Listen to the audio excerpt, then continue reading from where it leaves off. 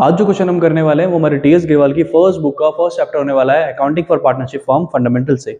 मेरे पास बुक का addition available है 2023। उसके अकॉर्डिंग क्वेश्चन बनता है क्वेश्चन नंबर 39 और ये क्वेश्चन बेस्ड है देव पर। जहाँ पे देव क्या कर रहा है कि कंपनी से 10,000 रुपए महीना विड्रॉ कर रहा है और उस पर कंपनी क्या करने वाली है 12% का यहाँ पर इंटरेस्ट रेट चार्ज करने वाली है। लेकिन यहाँ पर इंपॉर्टेंट पॉइंट ये है कि इन्होंने ये कहा है इस क्वेश्चन में कि देव क्या कर रहा है हर महीने की 15 तारीख को पैसा विड्रॉ कर रहा है, तो उसके हिसाब से कितने महीने का एवरेज पीरियड यहाँ पे लगना चाहिए। तो एवरेज पीरियड कैसे निकलेगा वो भी मैं आपको यहाँ पे सिखाऊंगा, फटाफट से सीखते हैं। एक सिमिलर क्वेश्चन अभी हमने इससे पहले अटेम्प्ट करा था क्वेश्चन नंबर 38 जो कि ब्रिज और मोहन पे बेस्ड था। उसमें मिडल ऑफ मंथ कहा गया था, उसमें भी बिल्कुल स्टोरी सेम है कि भाई यहाँ पर जो पार्टनर थे दो, इन्होंने क्या करा है हर महीने की 15 तारीख को पैसा निकाला है। मिडल ऑफ मंथ का मतलब क्या हुआ, महीने के बीच में, तो महीने के बीच की तारीख कौन सी हुई 15, है ना। तो इस तरह से तो यहां पर भी क्या हुआ, जो देव है उसने क्या करा है हर महीने की 15 तारीख को 10,000 रुपए निकाले हैं, यानी कि पूरे साल में उसने कितना निकाला है। सबसे पहले तो हम ये फाइंड आउट करते हैं। तो पूरे साल में उसने 12 बार पैसे निकाले होंगे क्योंकि पूरे साल में हमारे पास 12 महीने है ना। तो 10,000 इंटू 12 महीने करेंगे तो इससे हमारे पास जो वैल्यू आएगी वो आएगी 1,20,000 रुपए। ठीक है, तो पूरे साल में उसने क्या करा 1,20,000 रुपए निकाल लिया। ठीक, अब यहाँ पे थोड़ा सा एक बेस समझते हैं कि भाई इसने कब कब निकाला। भाई अप्रैल 15 में हमारा क्या फाइनेंशियल ईयर स्टार्ट होता है और 31 मार्च में खत्म होता है। तो अप्रैल हर महीने के अगर एक एवरेज बना ले, 1 तारीख को महीना शुरू होता है और 31 या 30 में खत्म होता है, तो उसका जो मिड बनता है या मिडल बनता है वो बनता है 15। तो यहाँ पर क्या हुआ, वो क्लियरली कह रहे हैं कि हर महीने की 15 तारीख को पैसे निकाले गए हैं। जैसे कि एग्जाम्पल के लिए हम समझते हैं 15 अप्रैल को पैसा निकाला, फिर मई 15 को निकाला और जून 15 को निकाला। इसी तरह से सो ऑन चलता रहा और लास्ट में भी क्या करा गया होगा, मार्च में जब पैसा निकाला तो वहां पे भी 15 तारीख को पैसा आखिरी बार निकाला गया हुआ है ना। तो अब यहाँ पर एक गौर फरमाते हैं, जब यहाँ पे पहली बार अप्रैल में पैसा निकाला तो इससे पहले कितने दिन बचे हमारे पास, 15 दिन बचे हैं, राइट। ठीक है, जब आखिरी बार पैसा निकाला तो वहां पे भी हमारे पास उसके बाद 15 दिन बचे हैं। ठीक है, तो इस तरह से पूरा एक महीना हमारे पास रिमेनिंग बच रहा है ना।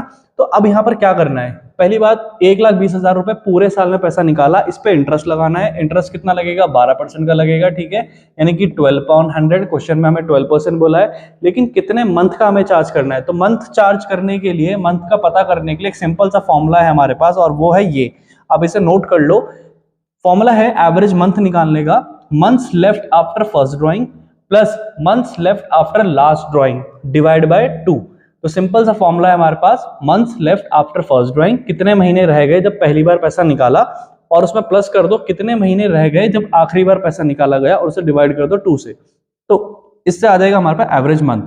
तो अब इसमें यहाँ पे से अप्लाई करके देखते हैं। जब पहली बार पैसा निकाला तो उसने निकाला 15 अप्रैल को, तो 15 अप्रैल के बाद कितने महीने रह गए, तो महीने रह गए हमारे पास मई से लेके मार्च, जो कि बनता है 11।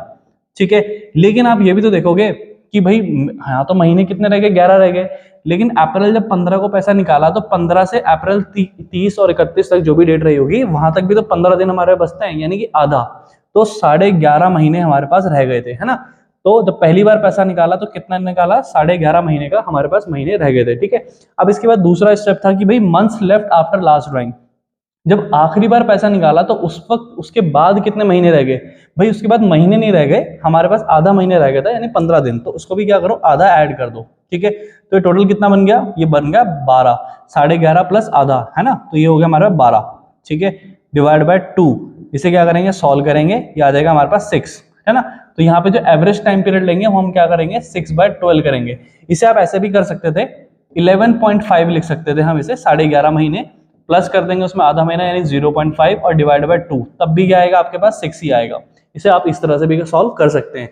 तो अब हमें क्या करना है, इस पूरे को सॉल्व करना है। जैसे हम इस पूरे को सॉल्व करेंगे यहाँ पर, ठीक है, तो हमारे पास क्या आएगा, 7,200 रुपीज आएगा हमारा आंसर। तो 7,200 रुपीज क्या होगा, हमारा इंटरेस्ट ऑन ड्रॉइंग होगा देव का।